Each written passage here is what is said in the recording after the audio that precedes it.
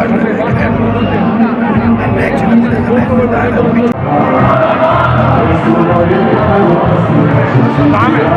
Dame je pre.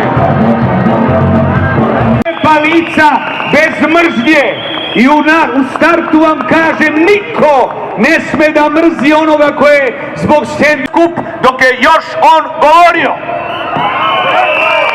Iza njih je po Beogradu i onako ranjenom od Vesićevih ruševina koje su samo paravan za njegove preduvane cene radova ostalo smeće. Osjeti stvarnu podršku i iskreni aplauz.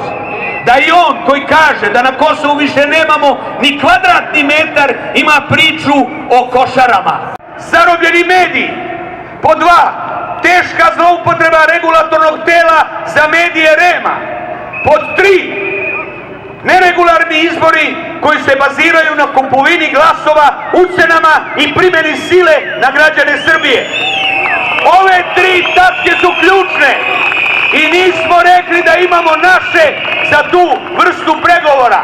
Jesi rekao da postoji dijalog i da želiš da neistomišljenici uđu u dijalog? Evo ti prilike bez ultimatuma. Kandidujemo ljude stručne i sposobne da vode dijalog i da urede ove 3 tačke.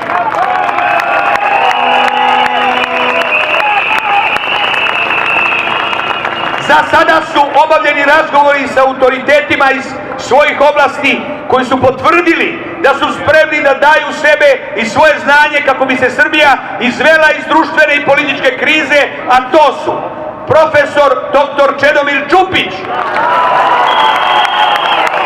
profesor dr. Dušan Vučićević, profesor dr.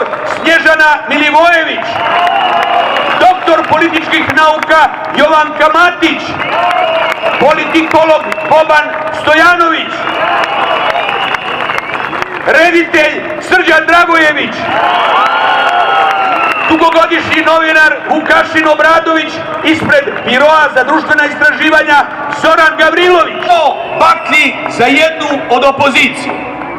Utrkuju se diktatorovi mediji da na istom prostoru prebroje nas 7.000, a njih 100.000, 150.000, 200.000.